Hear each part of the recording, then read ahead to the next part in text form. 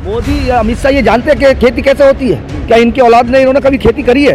क्या इन्होंने कहीं खेतों में जाकर देखा है? जो कंगना की हाइट है वो इस संघर्ष के आगे कुछ भी नहीं है। कंगना इस संघर्ष के आगे आटे में लूण भी नहीं है, कुछ भी नहीं है। हमारी लड़ाई है दिल्ली से, हमारा दुश्मन है मोदी।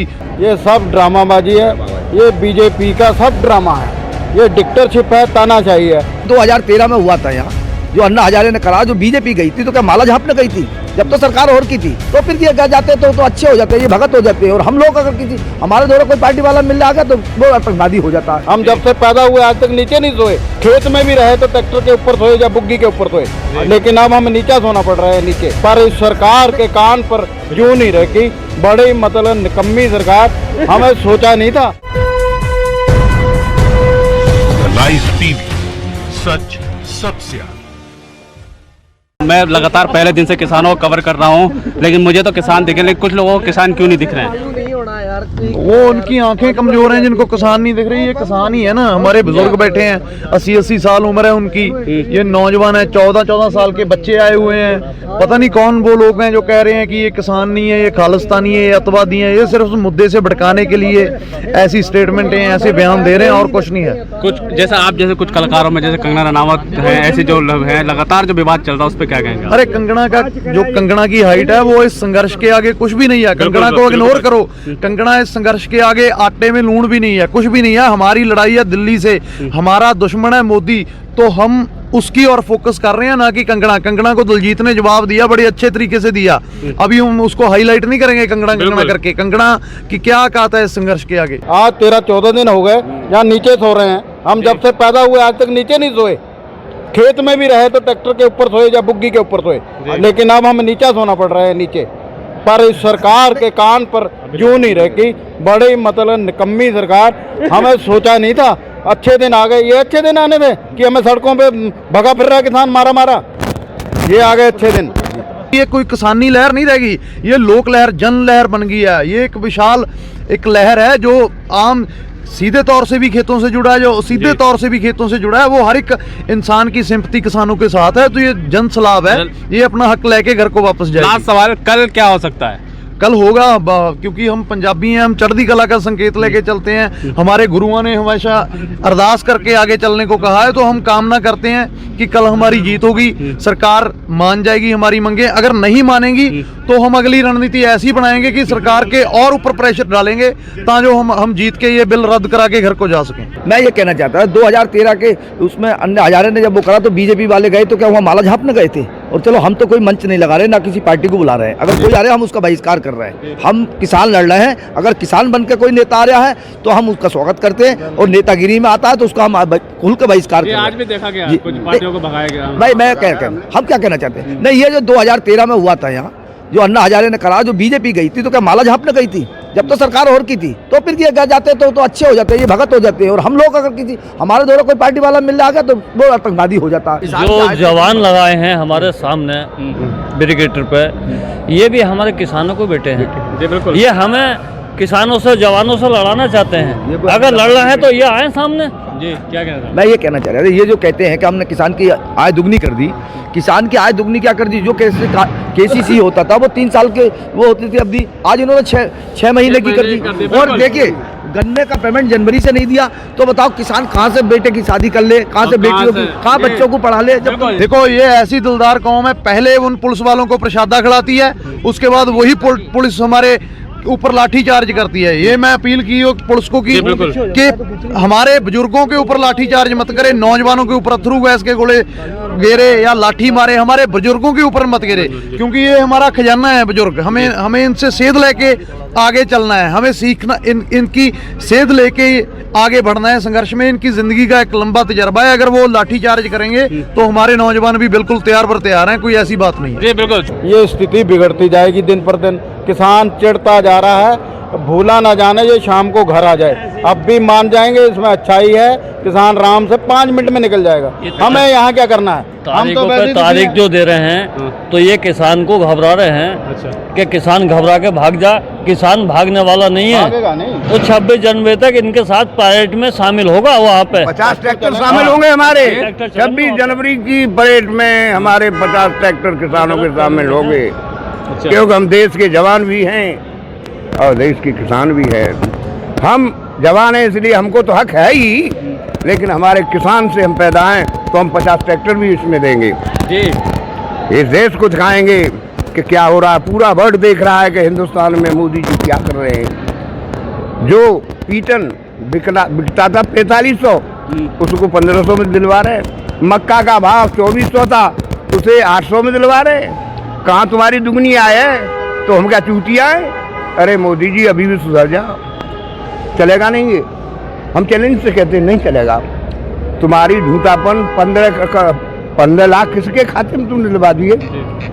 तो कुछ नहीं, सब ड्रामा है, तुम झूठे हो। किसी राजनेता की जरूरत नहीं है। अगर वो समर्थन दे रहे हैं तो हमें उनका स्वागत करते हैं। बाकी हमें किसी राजनेता की मदद नहीं चाहिए। हमारा 80% किसान और मजदूर है हमारे साथ है, जो सड़कों पर पड़ा है। हमें किसी राजनेता की जरूरत नहीं है। अगर वो समर्थन दे रहे हैं तो अच्छी बात है। बिल्कुल। किसान कितने परिवार पालता है भाई? एक किसान पैदा करके ले गया, उसका फिर मजदूर पलता है, उसके फिर यह है कि जब आड़त पर जाता है तो वहाँ मालूम है अगर गंदा धान होता है तो उसे बरसाने वाली होती है, उसका परिवार पलता है। कम से कम एक किसान 200 आदमियों को पालता है। जी बिल्कुल। मोदी या अमित शाह ये जानते हैं कि खेती कैसे होती है? क्या इनकी औलाद ने इन्होंने कभी खेती करी है? क्या इन्होंने कहीं खेतों में जाके देखा है? हम जानते हैं खेती कैसे होती है, कि धरती का पेट चीर के हम अन्न पैदा करने वाले लोग तो आज आतंकवादी हो गए, और ये जो कुर्सियों पर बैठने वाले और जो दूसरों को आतंकवादी कहने वाले ये सही हो गए। क्योंकि ये अगर चाय बेचने वाले को क्या पता कि किसान क्या दुखी है क्या सुखी है? इन्हें सोचना चाहिए। बिल्कुल ही निकम्मी बातें कर रहे हैं। इनके बातों में ये बात शोभा नहीं दे रही। आप राजा हैं देश के, बाप किसी एक धर्म के नहीं है, सबके हैं। हिंदुओं के, मुसलमानों के, सिखों के, ईसाइयों के, सबके हैं। जब राजा होता है वो सबका होता है। इसमें कोई भी इसके राज में सुखी नहीं। किसी हिंदू से पूछ लो बोर हो रहा है, किसी मुस्लिम से पूछ लो बोर हो रहा है। क्या करना चाहते हैं ये हमारी तो यही नहीं समझ में आती। जो आपको जनता कह रही वो बात लागू करो। सरकार इसका जल्दी से जल्दी हल ढूंढ ले, लेकिन अब किसान पीछे हटने वाला बिल्कुल नहीं। एक जो तस्वीरें आप देख सकते हैं, सरदार जी हैं और ये मुस्लिम भी हैं और हिंदू भाई लोग भी हैं, लेकिन जिस तरीके से जो नेशनल मीडिया या कुछ लोग इसको कट्टरपंथी लाहौर पाकिस्तान या फिर ऐसे तरीके से पेश कर रहे हैं जैसे खालिस्तान, तो कैसे देखते हैं इस चीज़ों को? ऐसा कुछ नहीं है, ये अफवाहें हैं। इन्हीं के लोग ये अफवाह फैला रहे हैं। हम में मिलजुल के हम इस बात का ध्यान रख रहे हैं कि ऐसे लोग हमारे बीच न आए, हम उन्हें खदेड़ रहे हैं जी। हमारा कोई किसान ऐसा मतलब ऐसी बात नहीं बोल रहा है। किसान नहीं बोल रहे हैं, लेकिन कुछ लोग आंदोलन को कमजोर करने के लिए इस बातों को बात। और वैसे सरकार पे आज असर पड़ा है भारत बंद का। घबराई है सरकार, और जल्दी इसका निस्तारण कर दे तो ज्यादा अच्छा रहेगा, फायदे में रहेगी सरकार, ना तो इसको गलत खामियाजा उठाना पड़ेगा। पहले किसान है, बाद में राजनीति है। अगर किसान नहीं तो कोई राजनीति नहीं। ये सब ड्रामाबाजी है, ये बीजेपी का सब ड्रामा है, ये डिक्टेटरशिप है, तानाशाही है। अगर कोई डॉक्टर हम मुझे कहे कि तेरे अंदर कमजोरी है, वो कहेंगे तेरे इंजेक्शन लगाना है। मैं कह रहा हूँ टैबलेट दे दो, मेरा गोली से काम हो जाएगा। वो कह रहे हैं इंजेक्शन लगाना है। जब हम नहीं इंजेक्शन लगवा रहे, क्या ज़बरदस्ती लगाएंगे? ये एक तानाशाही है। जब हम कह रहे हैं हमें इसका कोई लेना देना नहीं, से ख़त्म करो। ये ऐसा शक हो रहा है कि सरकार पूंजीपतियों के हाथ बिक चुकी है।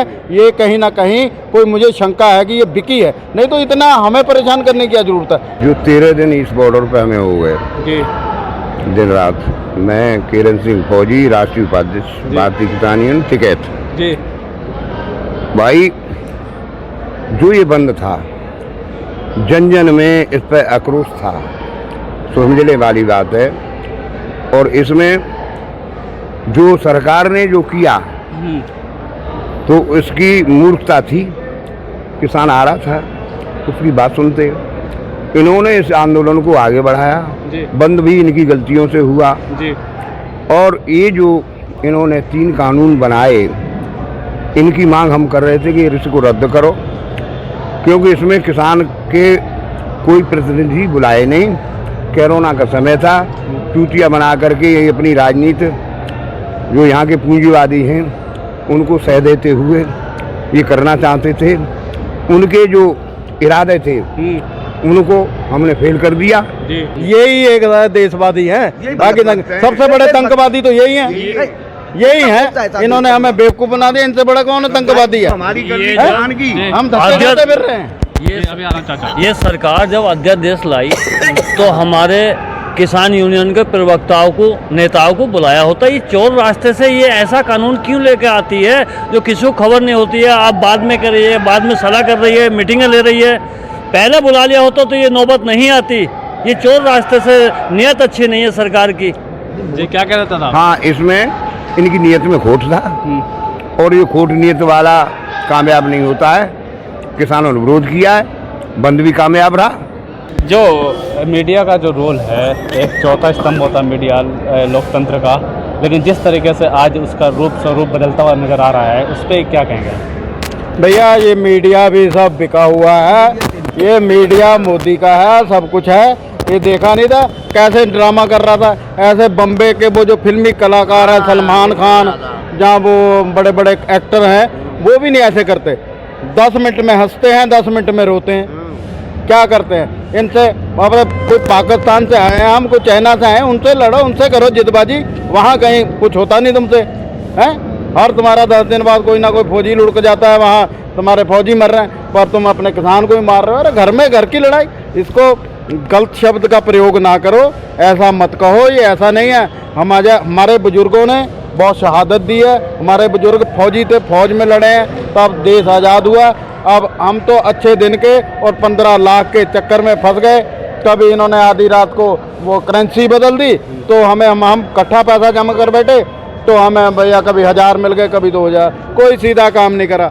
कह रहे थे हम रोजगार देंगे, कितनों को रोजगार दे दिया। आज दुनिया के हाथ में कटोरा पकड़ा दिया, भुखमरी के कागर पर है, सबको नुकसान ही करा। उद्योग भी बंद हो गया, चौपट है। अगर हल नहीं निकलता है तो किसानों का साफ तौर पे यही कहना है कि 26 जनवरी के जो परेड में है, हम जो है ट्रैक्टर लेके वहाँ पर पहुँचेंगे और उस परेड में हमारे साथ इसके जवानों के साथ हमारे ट्रैक्टर भी शामिल होंगे। लाइव टीवी, सच सबसे आगे।